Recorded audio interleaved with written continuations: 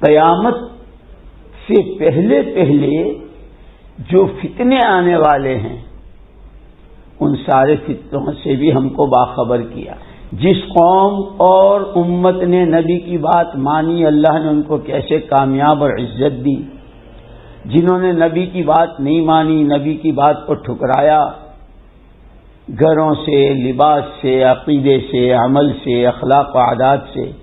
اللہ نے ان پر کیسی کیسی سزائیں بھیجی اور کیسے ان کو برباد کیا،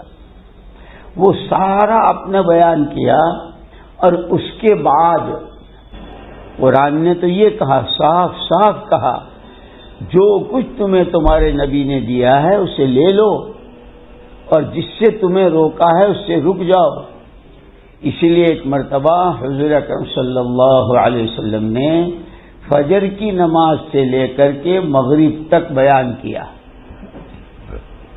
دنیا کب شروع ہوئی، آسمان کب بنے، زمینیں کب بنی، چاند سورج کیسے بنے، کیا ہو،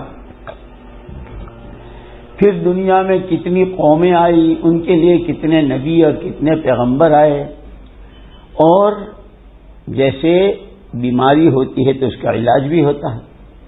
کوئی بیماری کو بیماری ہی نہ سمجھے تو وہ تو ڈاکٹر کے پاس نہیں جائے گا۔ جیسے اپنے یہاں ہاتھی پگ کی بیماری ہوتی ہے نا کبھی کسی کو، تو ہاتھی پگ تو بیماری ہے، لیکن وہ اس کو یوں سمجھے کہ میں تو پہلوان ہو گیا، تو وہ کیوں جائے گا علاج کرانے؟ میری محترم دینی بہنوں، محمد الرسول اللہ صلی اللہ علیہ وسلم نے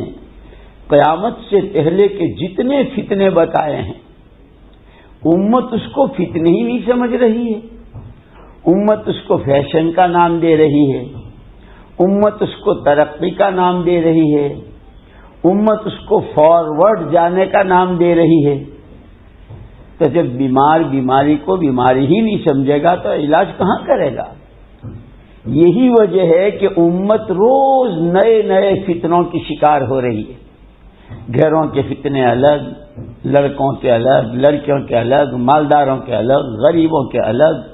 سڑکوں کے الگ، محلوں کے الگ، ہسپتالوں کے الگ، اسکولوں کالجوں کے الگ، ہر جگہ فتنے ہی فتنے۔ ایک اسی موقع پر حضور اکرم صلی اللہ علیہ وسلم نے جو فتنے بتائے تھے وہ حدیث میں آپ کو سناتا ہوں۔ اس حدیث کو جب حضور نے فرمایا تو سارے صحابہ تعجب میں پڑ گئے، اس لیے کہ صحابہ کرام رضوان اللہ تعالی اجمعین تو اور ان کی پاکیزہ بیویاں اور ان کی بچیاں، ان کی بہو بیٹیاں، وہ تو نبی کے رنگ میں ایسے رنگے ہوئے تھے کہ ان کا ظاہر، ان کا باطن، ان کا جسم، ان کی روحیں، ان کے دل، ہر چیز نبی والے فکر، نبی والے غم، نبی کی سنتیں، نبی کی شریعت، حلال حرام کی تمیز، اللہ کس چیز سے راضی ہوتے ہیں، کس چیز سے ناراض ہوتے ہیں، وہ کون سا عمل ہے جس سے آدمی پر اس کی قبر تنگ ہو جاتی ہے، اور وہ کون سا عمل ہے جس سے قبر میں آرام ہوتا ہے، وہ کون سی برائی ہے جس سے سکرات میں تکلیف ہوتی ہے، اور وہ کون سا عمل صالح ہے، وہ کون سی نبی کی ادا ہے کہ جس پر سکرات میں ہر ایک حضور پاک صلی اللہ علیہ وسلم کے قدم بقدم چل رہا تھا۔ تو جب حضور نے وہ بات فرمائی تو صحابہ کو بہت تعجب ہوا، اور تعجب سے، حالانکہ صحابہ کا مزاج تو یہ تھا کہ آمنا و صدقنا، آمنا و صدقنا، سمعنا و اطعنا، جو کچھ کہا اللہ نے، اس کے رسول نے، ہم اس پر ایمان لے آئے اور ہم اس کو سچا مانتے ہیں، ہم نے اس کو سن لیا اور ہم نے اس کو اپنی زندگی میں جگہ دے دی۔ یہ عام مزاج تھا، لیکن یہ بات آپ نے ایسی فرمائی تو صحابہ کو تعجب ہوا، اور جب پوچھا تو حضور اکرم صلی اللہ علیہ وسلم کی عادت شریفہ بھی قسم کھا کر بات کہنے کی نہیں تھی، لیکن وہ مضمون اتنا تھا کہ آپ نے قسم کھائی۔ وہ حدیث میں آپ کو سناتا ہوں، کیف بکم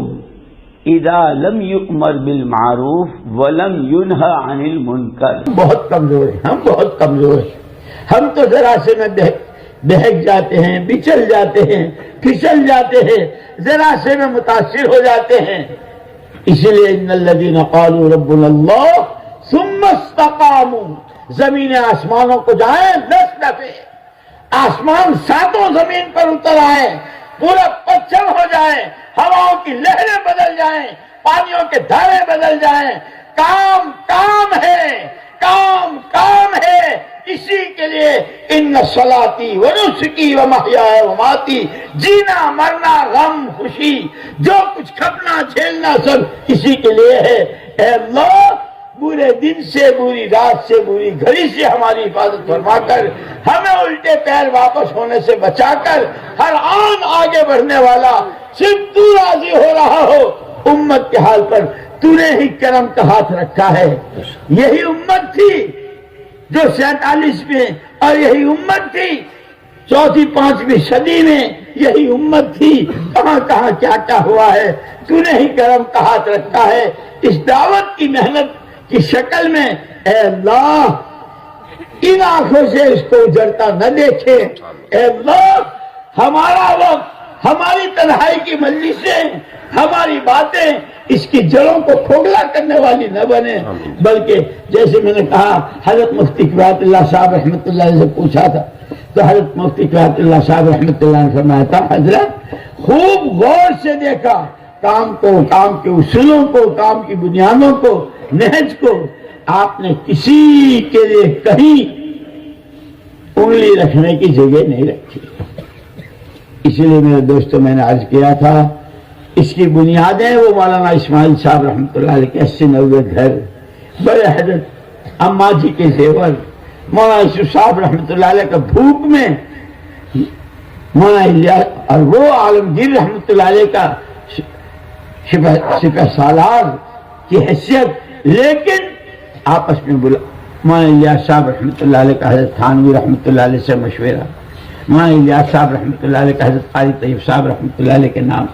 یہ ساری بس اللہ پاک کام، ہم کام کے ہیں، کام ہی کے لیے جئیں گے، کام ہی کے لیے مریں گے، اور کام انہی اصولوں اور بنیادوں پر اپنی مسجد سے لے کر عالمی سطح پر کریں گے جن بنیادوں پر بڑے ڈال کر گئے ہیں. اس کی حفاظت، اس کی دعائیں کریں گے انشاءاللہ. اللہ ہمیں تمہیں استقامت نصیب فرمائے، اخلاص نصیب فرمائے، تنہائیوں میں اپنے رونے کی مقدار بڑھائیں، دعائیں مانگے، ہر تقصیر، ہر کمی کوتاہی کو اپنی طرف. میں تو ابھی مکہ مکرمہ میں تھا، مولانا سعید احمد خان صاحب رحمۃ اللہ علیہ کی بات یاد آئی کہ اللہ نے 3 قسم کے آدمی بیان کیے. اولئک علی ھدی من ربہم، یہ پہلی قسم جن کو اللہ نے سرٹیفکیٹ دے دیا. ختم اللہ علی قلوبہم، دوسری قسم. تیسری قسم بڑی خطرے میں، ومن الناس من یقول آمنا باللہ، زبان سے بہت تھوک اڑاتے ہیں ہم اللہ کو، ہم آخرت کو، ہم اللہ کو، ہم آخرت کو. وما ہم بمؤمنین، قرآن کہتا ہے جس کو قرآن بے ایمان کہہ دے اس سے بڑا بے ایمان کون ہے؟